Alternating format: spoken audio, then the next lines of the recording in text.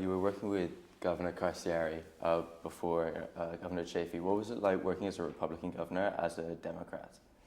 Well, I'm a Democrat and haven't had a Democratic governor yet in my 2 terms. It was very different working with Governor Carcieri than it is working with Governor Chafee. Governor Carcieri and I differed ideologically, but also had a difficult time working out a collaborative relationship. Governor Chafee and I, on the other hand, when Governor Chafee came in, he really respected the work I had been doing on health care, knew it was a huge issue for the state as we're implementing the national law, and so turned to me and said, let's work together, which has been a great experience, and I think it's served the state well. Okay, so it's more about a personal relationship really than about sort of... It's about a personal relationship. It's about respect for potential roles and collaboration. I will say that I'm not sure party is really the determining issue here. I talk with a lot of my colleagues from around the country. Sometimes they are of the same party, even selected by their governor, not running an election like I did, and they have difficulty working together. So a lot of it is how you see your jobs, both as lieutenant governor and governor, and how you can make that partnership work. Okay, how do you see your job as lieutenant governor with respect to the governor? Well, with this governor, we've worked out a partnership. I mean, he's clearly the governor. He, through executive order, tasked me with implementation of health reform, gave me a role in his cabinet, coordinating a sub-cabinet group focused on health reform inside government, as well as a stakeholder group, which is big, that I had been working with, and he gave his blessing through an appointment letter. So he has given me that set of tasks, but also, and what I was doing just a few minutes ago, I frequently represent him publicly, something that I never did with the prior governor. So I will speak on his behalf and bring his greetings often to events and organizations that are looking for the support of the leadership of the state. Okay. Do you think that's easier to do on a state level than on a federal level, form sort of close working relationships? Or do you think that's sort of largely irrelevant? Actually, I think both the last 2 vice presidents and presidents in this analogous relationship have had the vice presidents have had much stronger roles than we had seen for quite some time. Vice President Cheney, not someone I saw eye to eye with, but you could see his influence in the administration and his role. And Vice President Biden, I think, has a very strong role to play, particularly working across the executive legislative divide because of this long experience in the U.S. Senate. Okay, you were talking about healthcare. Healthcare is obviously something you're very big on. The Affordable Care Act has been sort of coming into force over the past couple of years, and looking forwards, it's going to keep gathering pace. Have your constituents started to see concrete benefits to it yet, or is it still yet to come? Well, absolutely. There are several things that have already happened, and often people don't know unless they directly benefit. So for me, I directly benefit. I have a 24-year-old daughter who is working. She is back on my health insurance because she didn't have that available to her. That's a major benefit for her and for me as her parent, as her mom. That's true. Last year was the first year in a few decades that the number of uninsured Americans declined, and that was because so many of our young adults came back on their family's coverage. Very inexpensive way to insure people, and a good way to protect them from any kind of serious catastrophic illness, and to get them, if they have any kind of chronic illness, to actually take care of it, not wait. There are, in Medicare, something that the politicians in the last year would often have you believe was under siege in this law. There have been some major improvements for people on Medicare, and I get to talk to them frequently. Closing the donut hole for people with catastrophic drug costs, which is happening over several years, but has already meant, I think the first year was over $8 million just here in Rhode Island back in seniors' pockets. They're also seeing preventive services covered, which were never covered under Medicare. And for small businesses, there has been, this is the second year, where they have a tax credit to help pay for their health insurance for their employees. For many small insurers, that you have some rules you have to follow, but that's a huge advantage. It pays 1/3 of the cost of health insurance. That will go up to 50% next year. So that people are really starting to see the impact. In other parts of the country, in New England, much of the northern tier of the country, we have had strong consumer protections in our state law. But in many parts of the country, you're really seeing a change where children can't be denied coverage. You've already seen that because of a pre-existing illness. You can't cap coverage. You know, one of the tragedies in the American system is you're actually most vulnerable when you're seriously ill to healthcare costs, and most people believe their insurance protects them from that. But in many states, you could, once you had cost a certain amount, you could be terminated from your insurance coverage.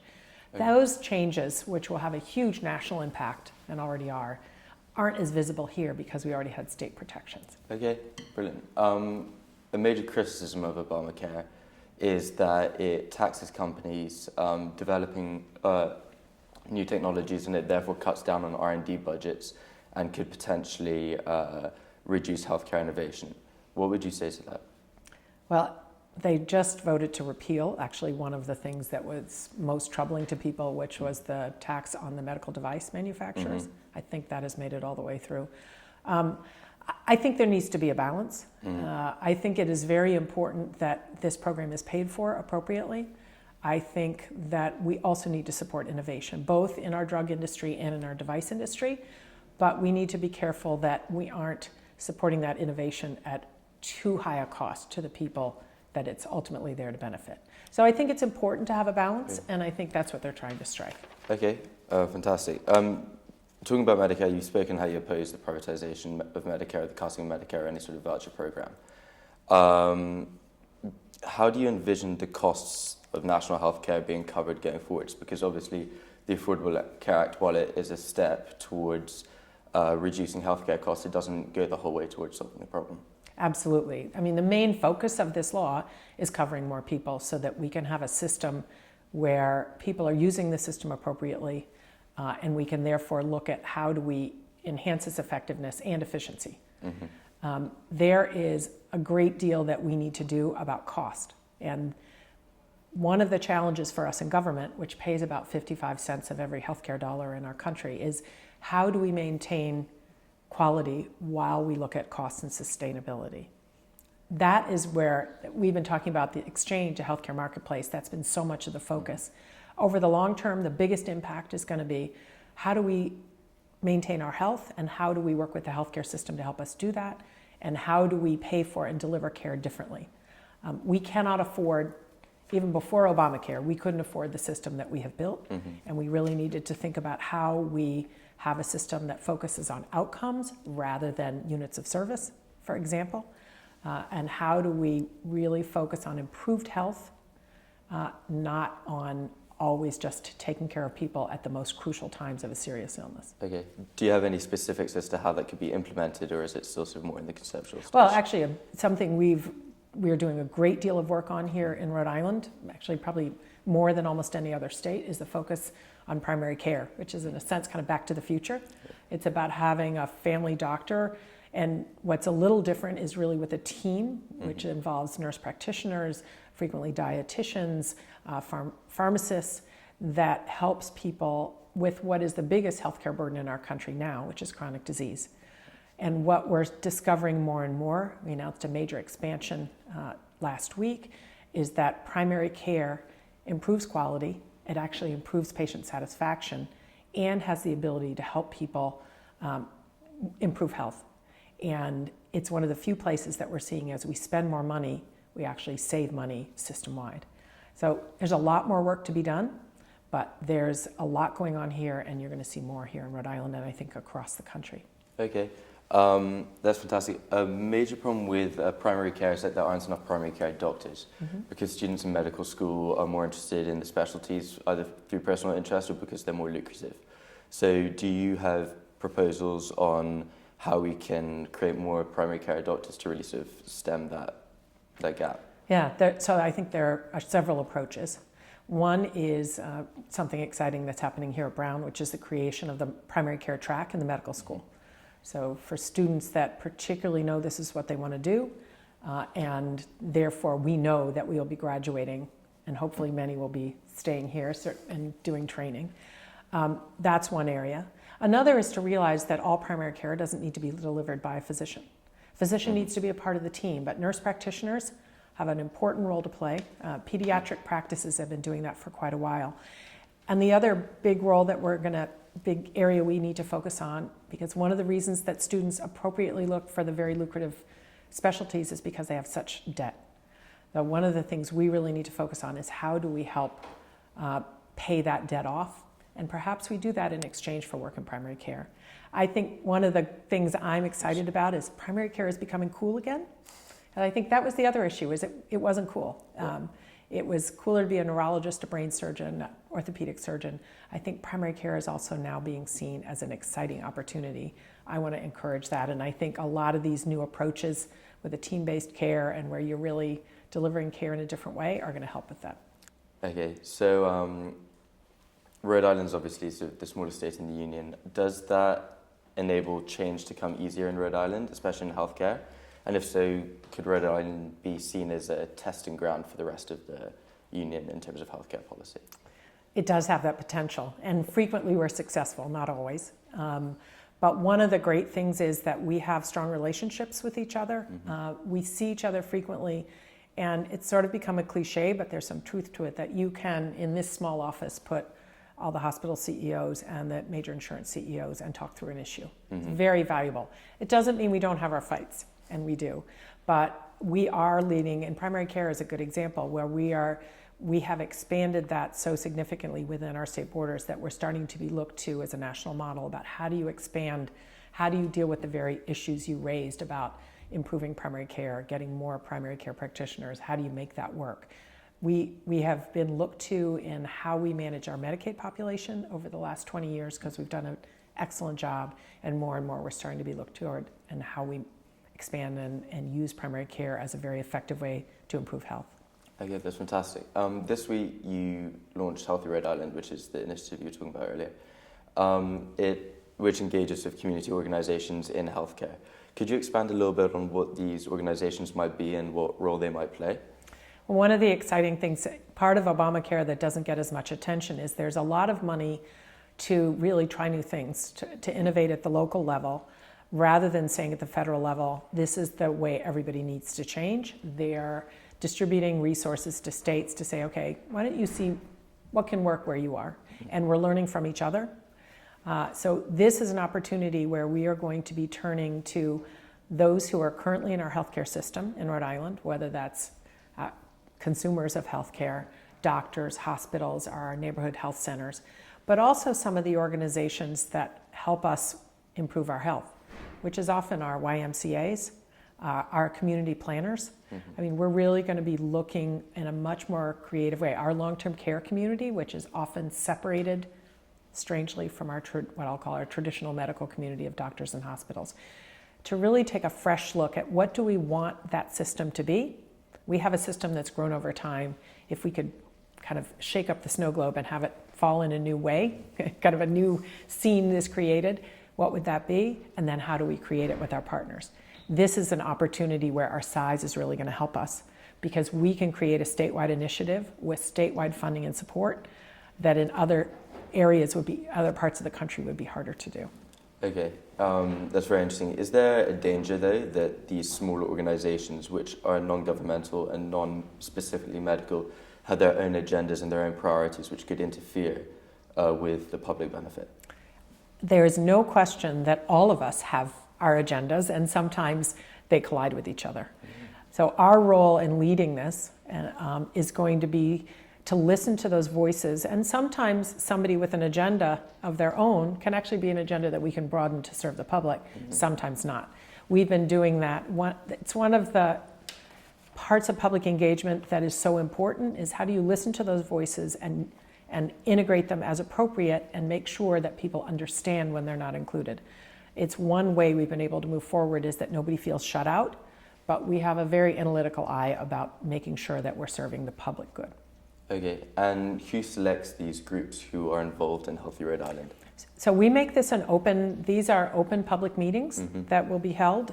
Our process throughout has been open and public. You can follow it online if you can't come to a meeting through minutes, but any meeting that we hold that is a gathering, a stakeholders group, a group focused on a particular issue, those are public meetings and people are welcome to attend. So the other thing from a very pragmatic sense is people will raise their voices eventually. I would rather they raise them early. So we're aware of the things we need to plan for, perhaps the criticisms we may have, and anticipate them rather than going way down a path with a possible approach and hearing that different voice 2 years into a project. So it's been very helpful to us, actually. That makes complete sense. That sounds very sort of collaborative. Will insurers be involved in this process? Absolutely. They would be. And there is a big change that has happened, and Obamacare has pushed it even further. But as we think about what we're putting in the payment and delivery reform, it's very unexciting in its name.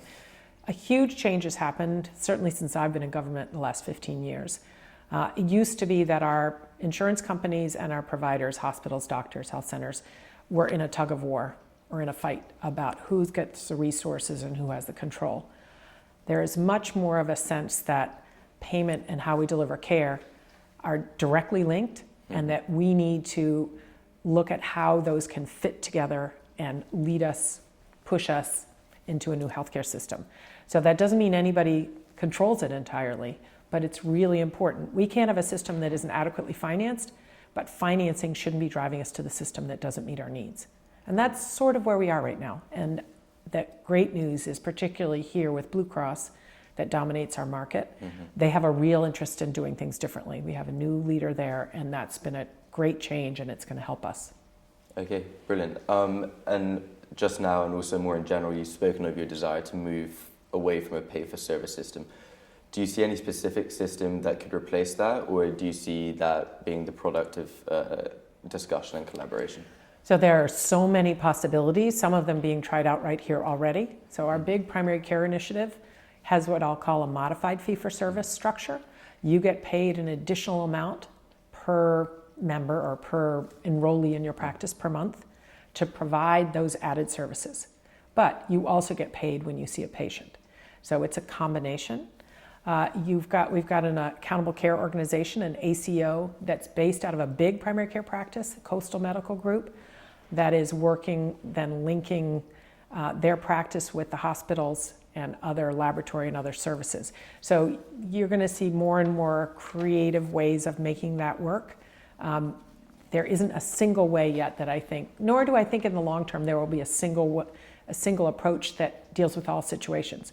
But there's a lot of innovation going on. Okay, and speaking of innovation, you've been charged with bringing in the health insurance exchanges mandated under the Affordable Care Act into practice.